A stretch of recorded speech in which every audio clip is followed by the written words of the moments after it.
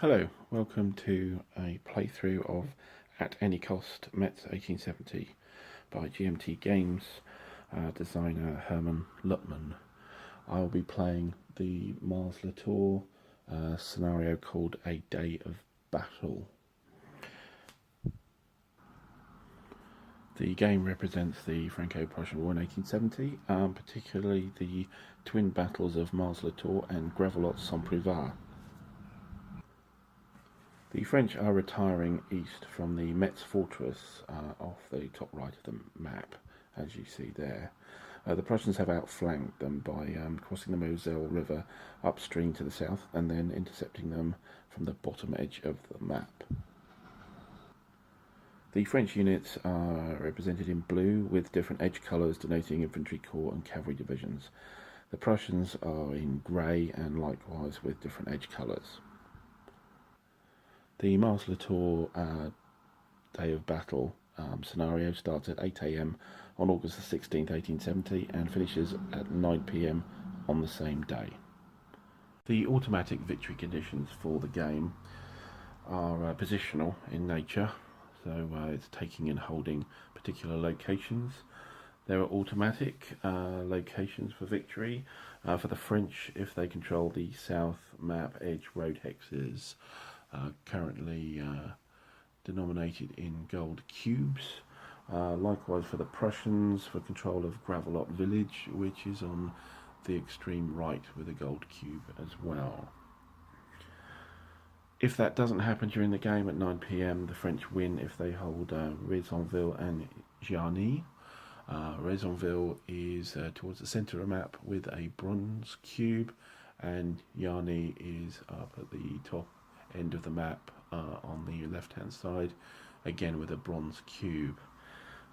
Again for the Prussians, they require possession of the Mars Latour and Perzier villages.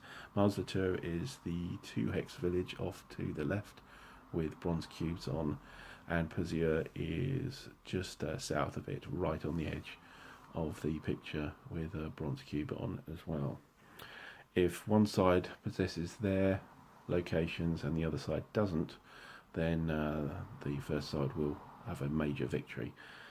If both sides of course have both of their objectives, which is highly likely, then there is a second set of objectives marked out on the map with silver cubes, and the majority holding of those locations will win the game. And they are Flavigny, which is on the stream emanating from the south of the board, Vionville, which is on the road just to the left of that, Tronville, which is currently occupied by the Prussians to the left hand side, Brouville, which is north of the central forest up towards the northern road, and finally the to Verdun exit road hex, which is in the extreme top left hand corner, which is the exit hex to get to Verdun, and as I say, has a silver cube on it. As you can see, the Prussian army is within spitting distance of enough objectives on the silver side with Tronville, Vionville and Flavigny there, well within reach. However, of course, the French army is massive in comparison to the current Prussian deployment, but I expect that certainly a lot of the combat will occur between Vionville and Flavigny towards the south centre of the board for this scenario, and I think that's where the big battles will take place. The French army starts the game in bivouac, so they've had a nice night's sleep and are completely unprepared for the combat when the Prussian cavalry appears on the left side here. So they're very restricted on how they can move their troops, whereas the Prussians are not so encumbered. The game takes place in hourly turns from the 8 AM game turn to the 9 PM game turn. Each game turn, the units on the board are activated by corps or cavalry division by a chit pool system. Just looking at the sequence of play here. So the planning phase is where you decide what chits you are going to put in the cup to be drawn. You pick you put all your unit activation chits in, and also you are going to put in a number of event activation chits, one of which you plan, and then the others for your side are put in at random. Each side does this during the planning phase. During the chit draw phase, one chit is drawn, and then if it's a event activation, then whatever that chit actually does it happens.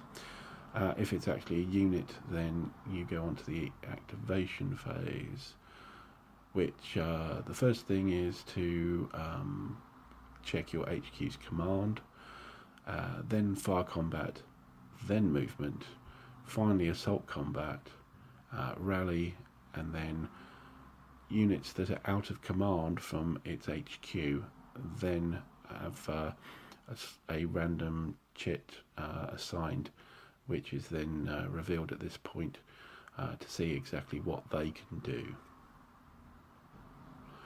Once this is completed, then it goes back to a chit draw and carries on like that until all the chits are used up from the cup, and then there is an end turn phase, two command event steps. These concern using random event chips on your side as command events instead to enable a particular ability for the army, which I'll come into later. Then there's a victory determination step and housekeeping steps where particular markers are removed from the board, and we then move the game turn marker on. There are four types of unit in the game. On the left there we have the HQ unit, which has three values: a posture, a command range, and a movement factor. If we turn it over, this is the aggressive side with the A posture. If we turn it over, we have the defensive side, which, as you can see, has a slightly bigger command range. The posture controls exactly what the units in command of the HQ can do. An aggressive allows a closing with the enemy, and defensive allows such things as road movement bonus and rallying. Next up we have the ordinary infantry unit there. They have three values. The bottom values are your traditional strength point and movement factor, and then the red bordered factor there is its morale level. The unit has a back, which is its battle-worn side. So when it takes a cohesion hit, it turns over and is on that side. For this scenario, that'll be for the rest of the battle. It never gets back to its normal side again in the time frame of this scenario. Then we have the cavalry, and there are three different types. They have the same factor arrangement as the infantry. However, they cannot fire, and their strength point factor is used only in assault. And there are three types of cavalry. There are light, medium, and heavy. The light being the green, medium blue, and red heavy. You may combat assault with the cavalry in a charge, having made a morale check, and that allows a bonus to the cavalry of strength points. With the heavy cavalry, it's doubled, medium is halved again, and the light is +1. Finally, on to the artillery. There are two main types, horse artillery and standard artillery. It's denoted by the horse symbol between the movement factor and the morale factor. Horse artillery and standard artillery are effectively the same thing. The only difference being that horse artillery has the ability to fire at half firepower and move at half movement, whereas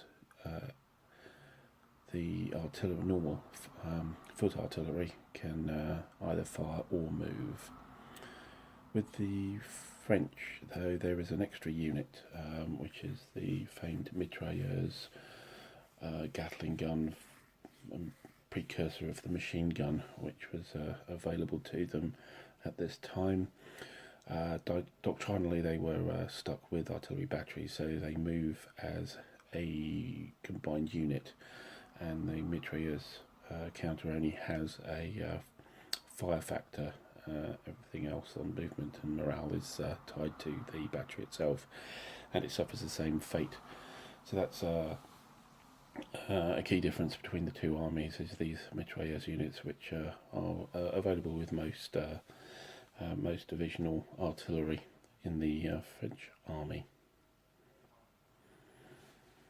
And as with the infantry, the cavalry and the artillery have a reverse side as battle worn. So that completes the units in the game. Looking at the charts and tables here for the game, we have a fire combat results table, and on the reverse we have an assault combat results table. So fire combat early in the turn before movement, assault afterwards. Looking at fire combat first, so this is an absolute value of the attacker, which is shifted by columns, and it's a D10 roll.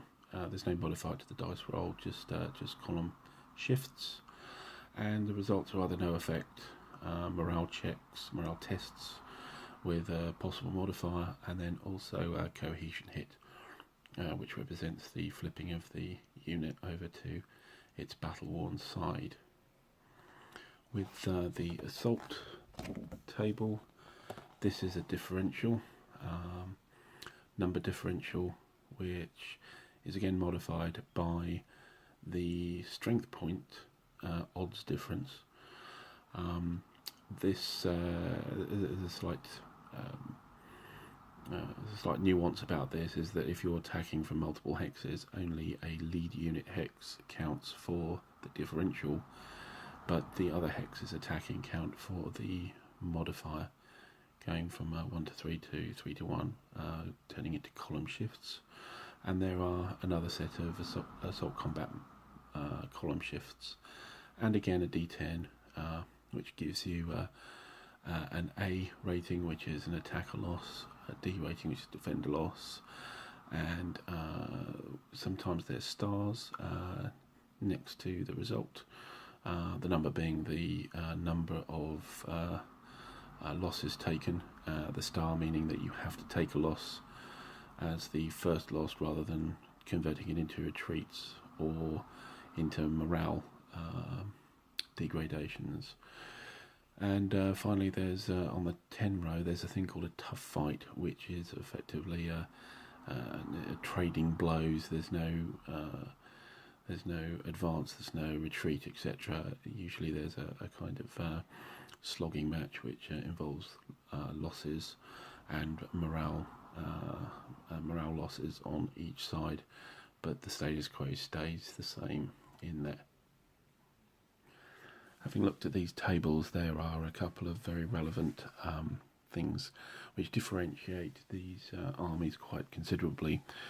They were actually very technologically and doctrinally different at this age. So the first thing is the French infantry, whose range of fire, along with the mitrailleuse units, is up to 4 hexes. Up to 2 hexes is full fire, and then up to 4 at half fire. The Prussians only have a 2 hex range, so they're only full fire at 1 hex and half at 2, so they're very short on the capabilities of their infantry. However, there's a reverse when looking at artillery. So with the Prussian artillery, they have a range advantage, although the 1 hex range for artillery is known as canister, which gives a 50% bonus to the strength points of the firing artillery. That's available both sides, but the actual range of Prussian artillery is greater.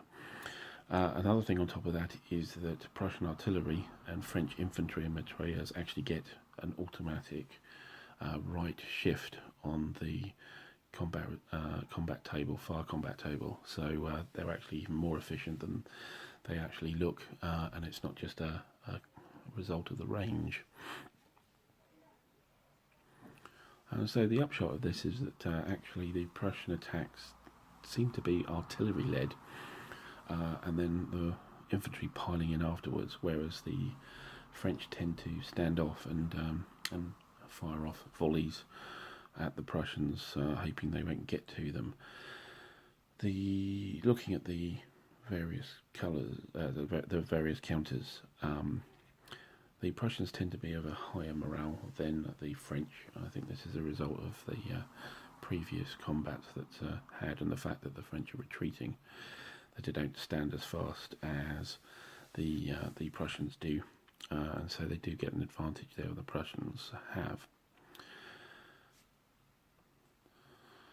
Another thing to talk about is the morale hits that can come as a result of a failure for a morale test. So it depends on the dice roll you make in the fire combat for morale. There's 2 dice you roll, one for the combat result and the other one for the morale of the victim of the fire. If the roll is equal to the defender's morale, or up to 2 higher, then a shaker marker is put on. This is one here, which trying to focus here, actually gives a -1 to strength point and TCR, which is the morale factor. If it's 3 or beyond, then you automatically go to the flip side, which is the disrupt side here, which is a -2. That's much better on the zoom. So a unit that already has a disrupt that suffers, that has a shaken and suffers another shaken result, then it goes to disrupt. Once you're at disrupted, if you take another one, then that is converted into a hit, and the unit is flipped over.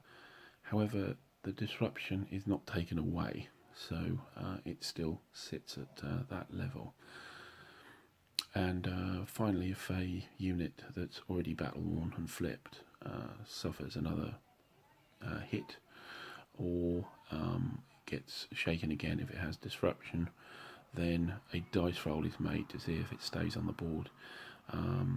You roll a morale check again, pretty much with its battle-worn numbers, and if there's a failure, then it comes off the board and may be rebuilt next turn next to the HQ if it does a rally activity as part of its activation, or it may retreat, or it may stay in place, depending on how good your roll is. Another interesting aspect of the fire combat is the ammunition shortage. So when you fire combat, you're rolling 2 dice, the second dice being the morale test if it's needed. However, if the 2 numbers are the same, then the firing unit suffers from a low ammo, and you put this chit with it. Hopefully we can get the zoom, and that gives it a 2-column shift to the left, so its fire is much less effective. Again, if it suffers another result of a double, then we end up with the rationed ammo, which is a 4-column shift. Both the ammo depletion and the shaken and disrupted morale states can be relieved by a rallying activity from the HQ, and of course that needs to be in defence mode to be able to do that. When it has the same number of units it can do this to, either ammo or the morale relief, that's equal to its command range. So the bigger that is, the more capable it is to do that.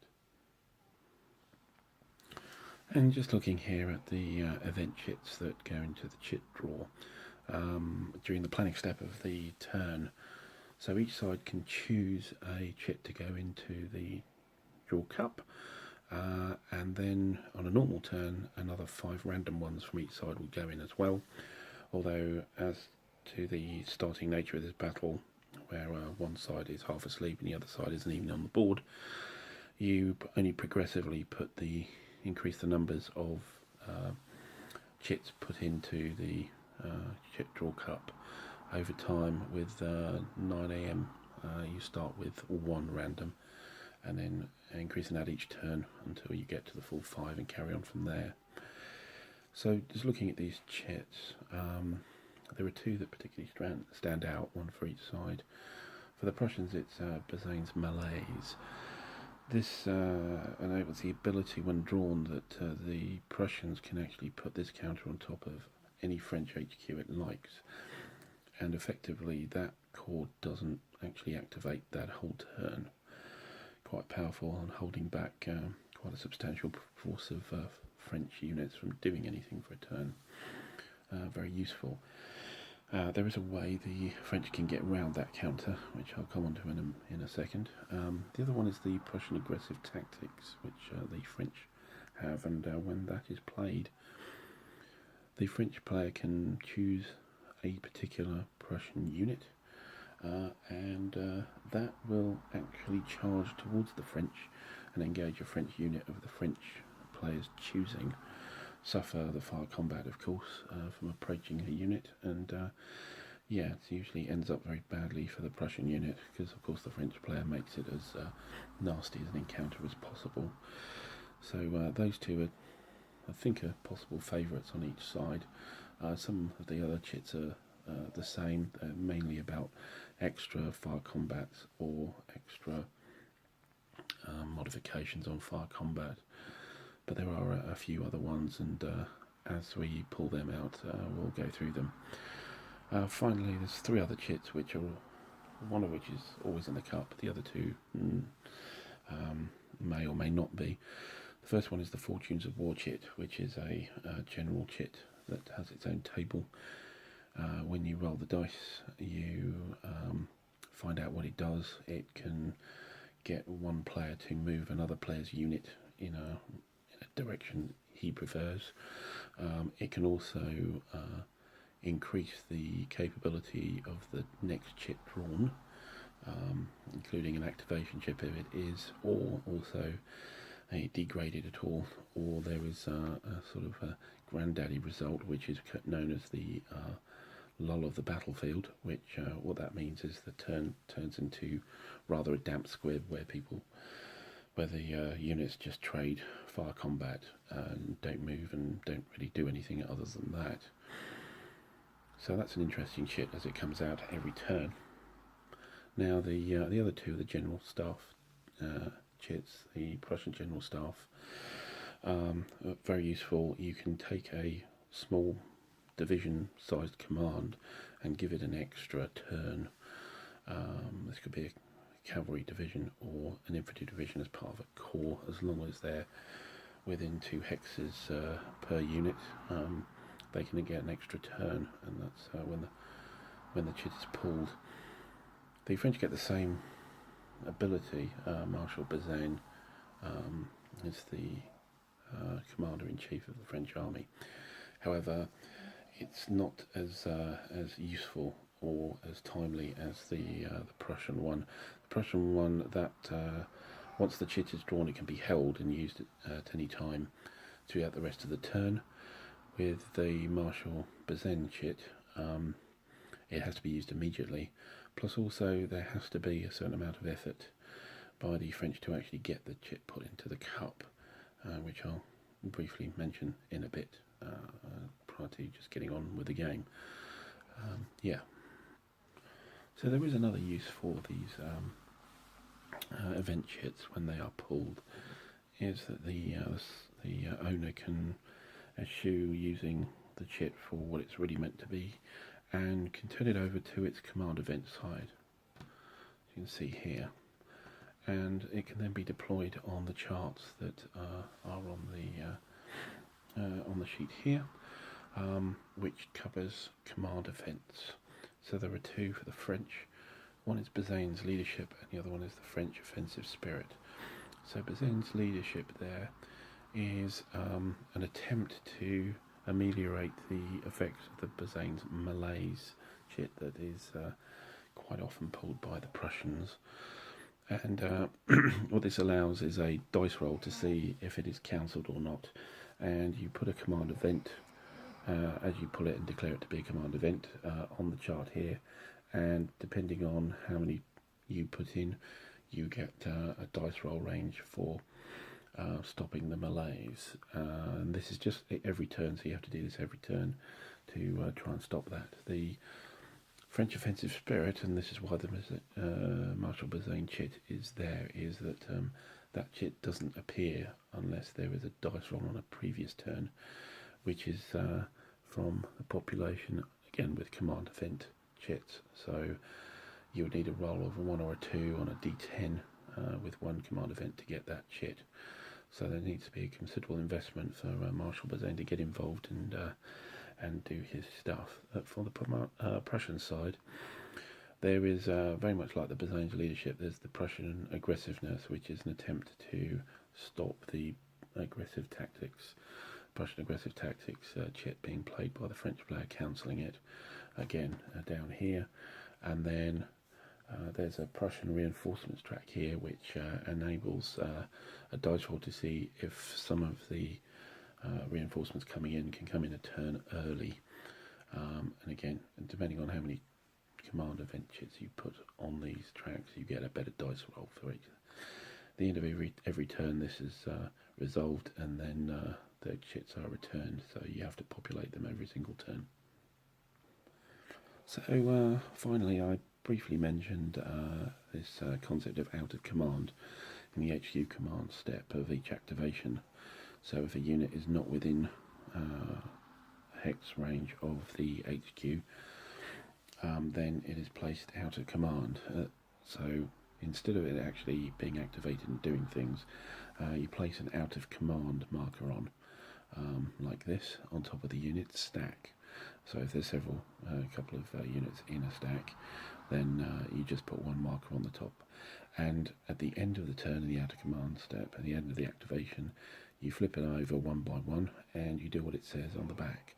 And this can be frozen, as in don't do anything, cautious, as in half movement, advance, as in full movement, and manoeuvre, so advance, which is full movement, and you can do combat, assault combat, etc. And then there's manoeuvre, which is you can move.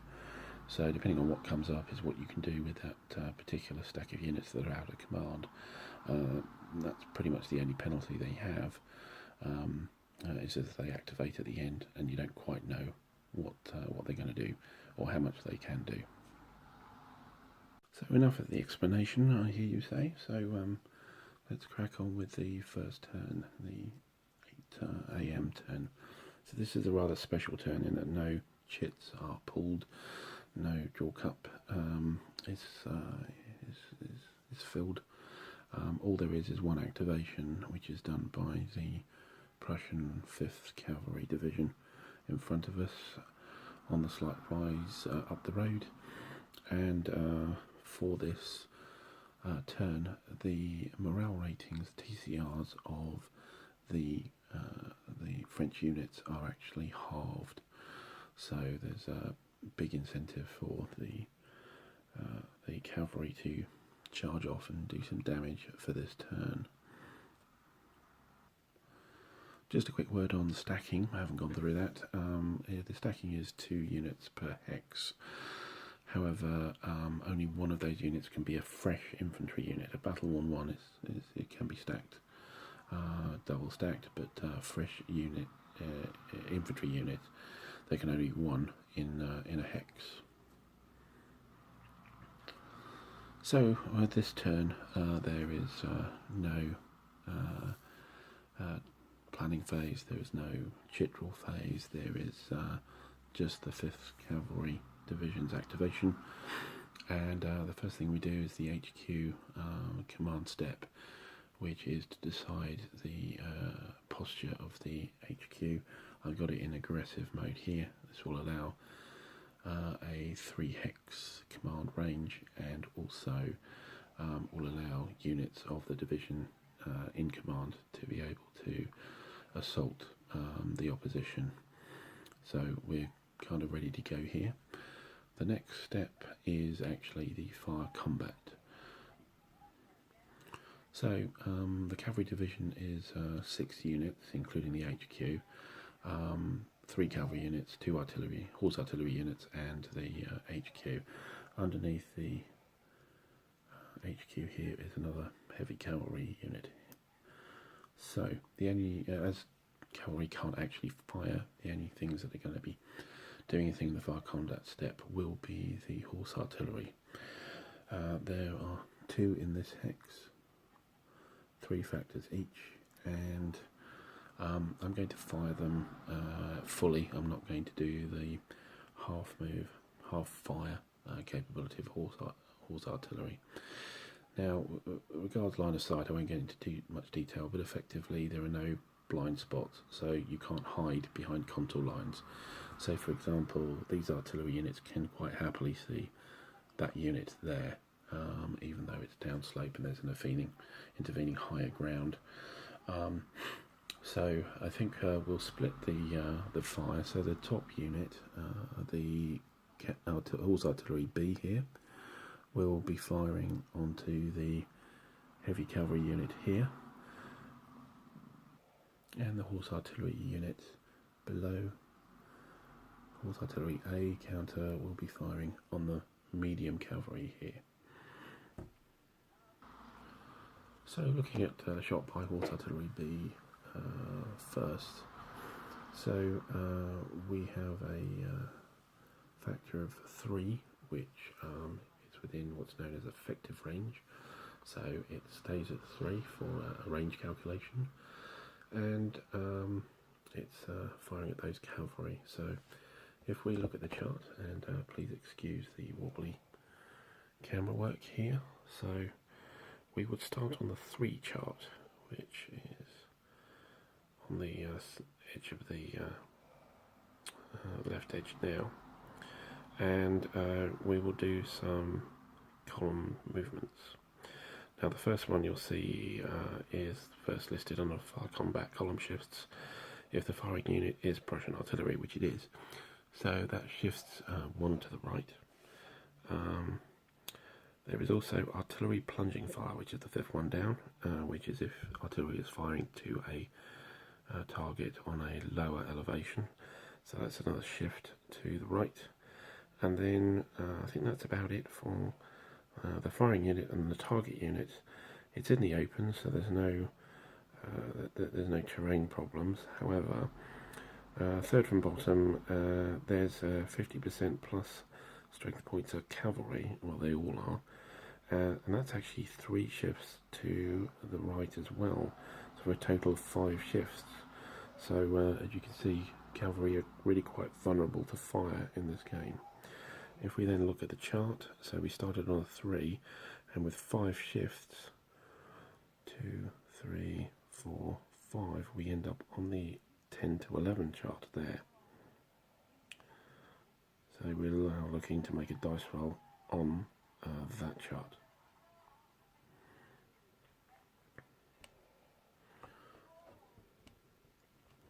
Right, so with fire combat we actually roll 2 dice, coloured dice, depending on the nationality. So the grey dice is the Prussian, and then a white dice for the resultant morale test, and to also check for ammo shortages. So we'll now do that. So we're on the 10 to 11 column, and we roll the dice. So we got an 8 and a 10. So the shot was an 8, which is very good, and the morale is test is 10, which is the best you can do if you're firing at something. So that's going to be quite a hit. If we look at the chart for the 8 column, and we'll bring that in briefly. The 8 column read along is actually a cohesion hit, so immediately the unit is flipped.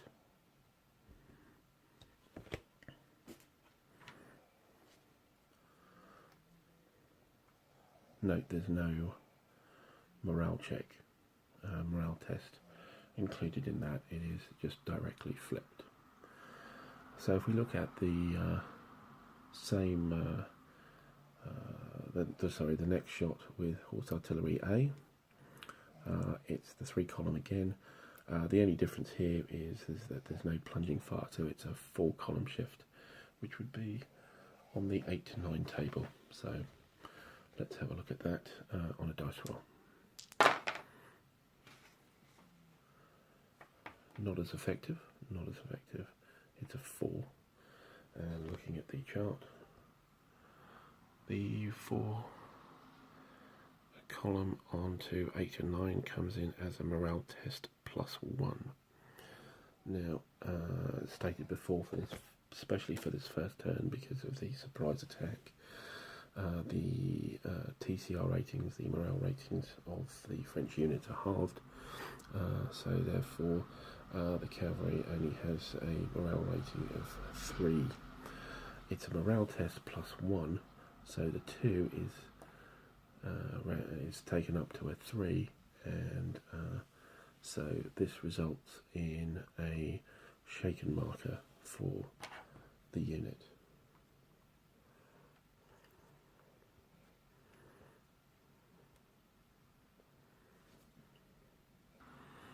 So that completes a reasonably effective fire combat step, and now we come to movement. So what we mustn't forget is to put the artillery fire markers on top of the artillery units so they cannot move. So in the movement phase we'll be moving the 3 cavalry units and the HQ. The HQ doesn't have to stack with units, but if it ends up adjacent to an enemy unit in a turn, then it becomes ineffective, known as overrun. So it's a good plan to keep them safe. So we'll move these cavalry units, and we'll look at this cavalry unit, heavy cavalry unit here. So what we want to do is to charge that cavalry unit. It's got 5 movement points, and to enable a charge we need to better its TCR rating. So that's actually a 9, so it fails. However, what I can do is I can still move the cavalry unit and engage an assault, because the HQ is aggressive. 1, 2, 3, 4. Now normally a defending cavalry unit would be able to try to countercharge, however this is not allowed on the first turn for the French units. Then we'll have a look at the unit under the HQ here, which we'll use to initiate the charge on that French battle-worn cavalry unit itself. So we'll roll another morale check for them. So we got a 4, so it is able to charge. So we put the cavalry charge marker onto the unit, and then we can move it up to where we would like to charge, up to here. And finally we have the light cavalry unit here to move before we move the HQ, and it may be worth just actually using that to charge this medium cavalry unit up here. It does get a +1 strength bonus, so and we are in a special turn, and have some advantages. So why not? So we'll roll for that that unit, which is a 7. It gets a 1, so it can charge as well. So we put the cavalry charge marker on that, and we can then move up to the cavalry unit here. Probably will actually go round here to get there. This would involve actually coming up slope, which will be a modifier in the assault combat to come. Finally, we move the HQ, and I think the best place for it to be is with the artillery. So we'll move it 1, 2 across to there. And let's resolve these cavalry charges. So in the assault combat step, we first need to mark the other non-charging cavalry with an assault marker, so that it's part of the combat. And then we take the individual combats into consideration. So let's start with this combat here. So the lead unit for the Prussians is actually the charging unit here. So that determines the differential. So we have 2 points, which is doubled because of the charging, to 4, up against the cavalry, which is a C rating. A C rating is effectively a half a point. So we'd count that as a 1 effectively, because a differential round down, and so it'll be 4 to a half or 4 to 1. So there'll be a 3 plus 3 on the differential. And we just quickly look at the chart here. Focus in. The plus 3 differential is there. And now we do the same column shift here as well. There's nothing particularly on the attacking unit side that's important here, and again on the defending unit side there's nothing much except for the bottom rating here, which has better TCR rating than attacker or defender. So the attacker has the better TCR rating, and so therefore there is a 1 shift to the right. So we did have a plus 3, which now becomes a plus 4 here.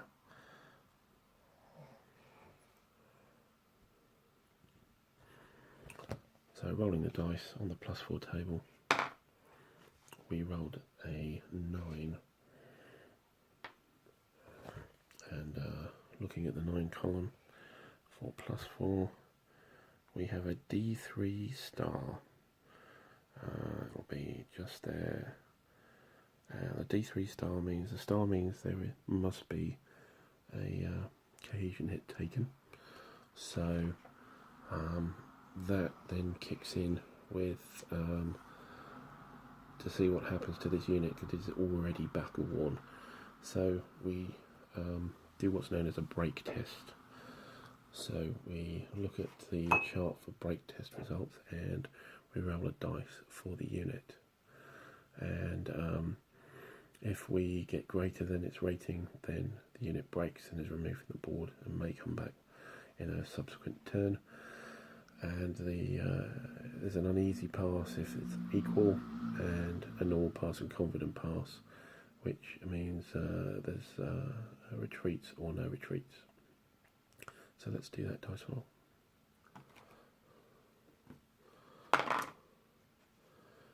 So that's a 4. And looking at the rating on the unit here is currently a 5. Although remember that for this turn these are halved, so it's effectively a 2.5, which is effectively a 2. So a 4 is greater than 2, and therefore the unit is broken, and it's taken off the board and placed into a unit eliminated box, which if I turn the camera across here, you will see here, and it languishes there. At the end of this turn, it actually gets moved to the box up here for rebuilding, and can be rebuilt as part of a rally step of an activation by its HQ. Okay, so that one's done, and then we can advance the lead unit into the space. Actually, I've just realised there was a fault in this, in that we didn't actually count the odds for the combat, which were greater than 3 to 1. So actually, it should have been 3 columns higher than it was. However, if we look at the chart, that's not going to actually change the fate, because it will just turn from a D3 star to D4 star, which means we would do a break test anyway, which we did. So removing the assault marker and the cavalry charge marker here, we do the second cavalry charge, not quite so comprehensive here. So we have the French cavalry, which is on a 2, but strength point is taken down by 1 to 1. So that's 1 strength point to the Prussian 3 plus 1 for the cavalry charge, because it's light cavalry. So it's 4 to 1, so it's on the +3 chart. And again, it has better TCR, so it will get 1 shift onto the +4 chart, which is what we used last time. There are no odds. Well, actually, we do look at the odds as well. So we have the 4 to 1, so it's 3 shifts again. So we are actually onto the +7 column. And we roll the dice.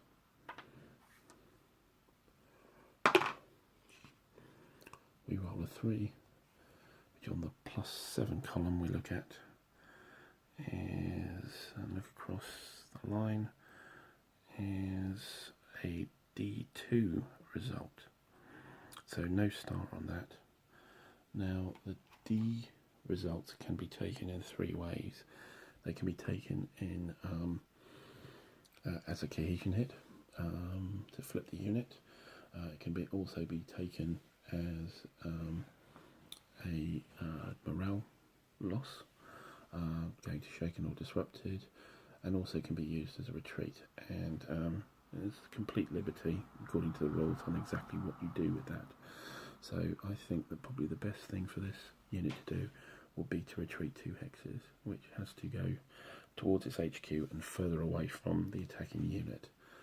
So we will take the unit and we will move it 1, 2 to come into this space here, and Prussian cavalry can move in. The charging cavalry actually has the option of adding a hex to its what's known as breakthrough movement, the advance after combat, effectively. However, we actually have a French artillery unit here. So, having seen, of course, earlier in the turn the vulnerability of cavalry to artillery fire, I think keeping distance as much as we can would be a good thing. The charging cavalry aren't allowed to go off in just any direction. They have to head towards where the unit retreated from, or if it actually broke, in the case of the first combat, would have to be towards the nearest enemy unit. So the charge continues in effect, but I don't think we want those to go within canister range of that artillery in Vionville right now. Okay, so that's the end of the assault step, and the 2 steps remaining are rally and outer command. We can't do any rallying. We don't need to be honest, but we can only do a rally activity if the HQ is in defensive mode and ours is not. And there were no outer command units, so no outer command step. The end turn phase doesn't really happen because there is no event chits to deal with. So that's actually the end of the first turn. And in housekeeping, we just remove the artillery fire marker here from the HQ, and we're done for the turn. Well, that's probably enough for one video, so I'll say thank you very much for watching, and we'll crack on with the 9 a.m. sorry, turn in a later video. Thanks again.